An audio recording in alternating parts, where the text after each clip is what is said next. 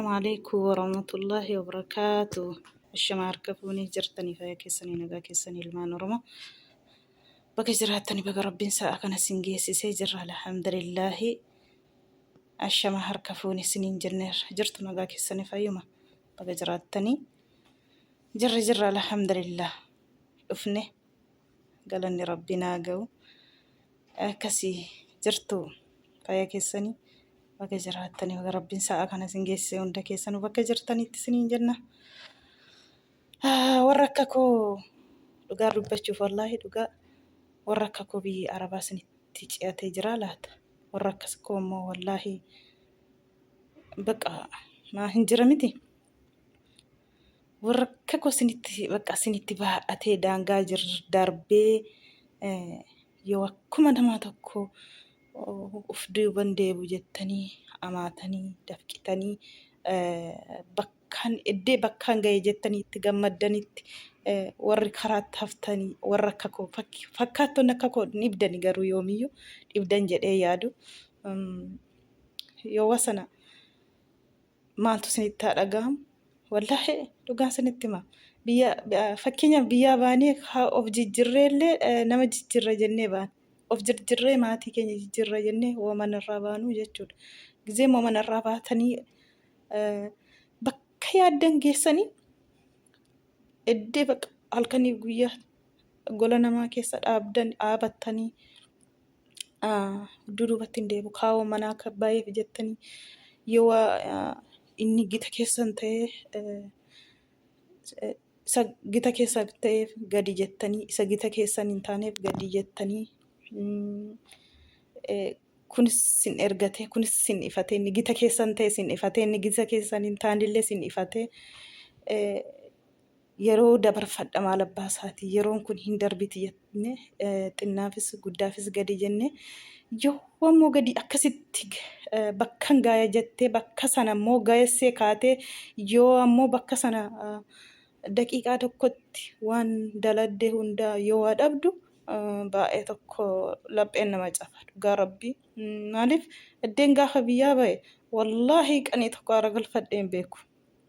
Maaliif bakka namni kun ga'e jedhee halkaniif guyyaa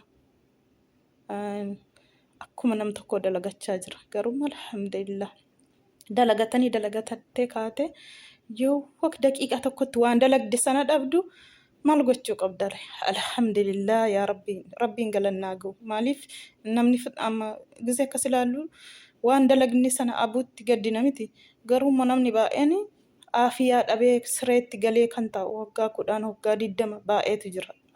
Akka otoon gadi ba'ee ol galee otoon akka nama kanaa deeme han jedhee sireetti galee xiqqa'u baay'eetu jira. Gizee kana ilaallu immoo alhamdulillah akkuma nam tokko dalagadhee dhabee haniin jedhu natti dhaga'ama wallaahi. Maaliif han sireetti galee kuusatee ciisuyyuu gadi ba'ee ol deebi'uuf hanaawuyyuu baay'eetu jira mitiire. Gizeen kana ilaalu immoo alhamdulillah jedhaani. Maaliif saayitii waan hunda dafqa koo waan hunda dhabe sanatti natti hin dhaga'amne. Garuu amma reef natti dhaga'amaa dhufe dhugaa rabbii gizee sanatti hin gaddine amma itti gadde garuu maaliif fakkeenyaaf alhamdulillah bakka nuti keenya kana ga'uulleef yaadee otoo isaaf hin tasaa ka'in hafee baay'eetu jira. Wallaahi isaan nuti arginellee ani arguuf jedhee karoorri isaan guunnee fi hin taanee fi nammeeqatu jira. Dhufee immoo otoo milkaa'in han deebi'ellee jira. Dhufees immoo waan baay'ee jira. Inni kaan dhufee akka dhufetti otoo dhama'uu dafquu galee nyaadha jedhee bakka sana toon ga'iin baay'eetullee jira. Akkuma argaa jirtan malee sinuu argaa jirtu. Kanaafiyyuu alhamdulillah galanni isaa ga'u baay'ee tokko wallaahi laazim dhugaa dubbachuu baay'ee tokko natti dhaga'ame. Baay'ee tokko nan gaddi wallaahi jechi inuma soofna har'a dalage jettee boora ala galfiin hin jiru. Dhukkuba keessan dhugaa rabbii sanitti miti namni dhukkubsattanii dhukkubni keessanii han namatti hin beekamne wayin abbaatti yoo hin beekamne obboleessatti obboleettiitti yoo hin beekamne baay'ee tokko wasana humna laaftu beekta. Gizee rakkattan habshir si bira jira yoo namni siniin hin jenne sinitti dhaga'ama. Maaliif fidii malee rakkina keessan namni isinii beeku hin jiru. Akkatti isin jirtan namni isinii beeku hin jiru. Birrii ergii malee ati akkam jirtaa? Ati nagaa jirtaa? Akkami ufii kee namni isiniin jedhu hin jiru. Gaafa birrii barbaadu bichaa hundinuu bilbila isinitti rukutaa jechuudha. Ganamas galgalasii jechuudha. Garuu immoo dhukkubni keessan matuma keessan yoo ta'e malee eenyumaanuu hin dhibu, eenyumaanuu hin mararu. Rakkinni keessan rakkina mataa keessanii kan ta'e irraa kan hafe rakkina namaati jettanii hin yaadina. Garuu fakkaattonni akka koo hin dhibdanii. Maaliif yoo qabaattanii hamtuu taatanii gaafa galtan biyya keessanitti jechuudha. Gaafa sana wallaahi hin jaallatamta qabdan taatan xalaan nusi jaallata gaafa sana yoo qabaatte jechuudha. Ammoo otoo as teessee gootuu fi yoo wati harka qullaa kee haftee galtee waa tokko harka keerra hin jiraan eenyumtuu galgalee isin ilaalu. Maaliif waggaa amma kanaa teesse maal fiddee dhufte maal qabdi isheen akka waan itti tazanaannotanii biyya ormaa kana keessa akka itti nyaattaniitti isin fudhata namni jechuudha. Kanaafuu rakkoon sin mudattus gadi jedhanii yeroof numa dabarfatu. Namni immoo abdii kutuun immoo hin taatu. Namni abdii amma jirutti amma nafsi yaasaa jirutti abdii kutuun hin barbaachisu. Abdiin kutiina. Qanii tokko numa darbama. Qanii tokko yoo har'a gahuu dhiisne qanii tokko numa geenya jennee yaadna. Wallaahi rabbii biratti yoo har'a nutti dukkanaa'e boru ifuma nuu ta'a jechuu yaadna. Har'a garuu yeroof nutti dukkanaa'e yeroof nu cinqa. Garuu gaafa achii cinqiin kunis dukkanni kunis darbe qanii tokko namumaan qixxaatama. Of barraan jechuudha. Kana ta'uun immoo of baruu of barbaachisa eenyumaafiyyuu. Natti ce'ate dhugaa natti ce'ate baay'ee tokko natti dhaga'ame.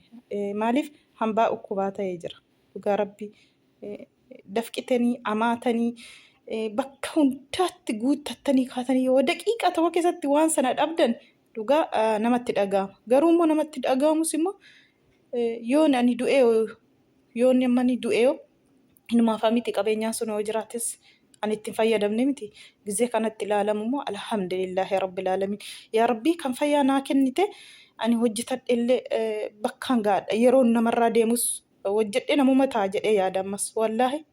Maaliif hin darbiti. Abdii kutuu badaadha. Abdii yoon kutuu dhiise bakka namaa numan ga'a jedhee yaada. Kanaafiyyuu warri fakkaatota akka koo jirtanii abdiin kutiinaa jajjabaadhaa isiniin jedha.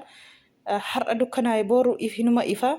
Har'a cinqiti garuu har'a sammuu keessanii cinqina tokko hambaa dhukkubaa taatu. Maaliif siniin deebu wanti ta'eef sammuutii cannaqamtu wanti badee sunis wanti dhabdan sunis sinii deeba siniif hin deebu. Kanaafuu sammuu keessanii cinqinaati. Jajjabaadhaati abdii kutuu dhiisaati. Wanti har'a nutti callamaa fakkaate kuni qanii tokko ifa nuu ta'uu hin mala. Abdii hin kutiina jajjabaadhaa isiniin jedha. Kana biraan immoo ijoolleen keenyi warri utuubii guddaallee warri reef jalqabdanillee nu guddisaa isiniin jenna. Subscribe nu godhaa. Ijoolleen viidiyoon kun garuu ijoollee Oromoo isin bira ga'a.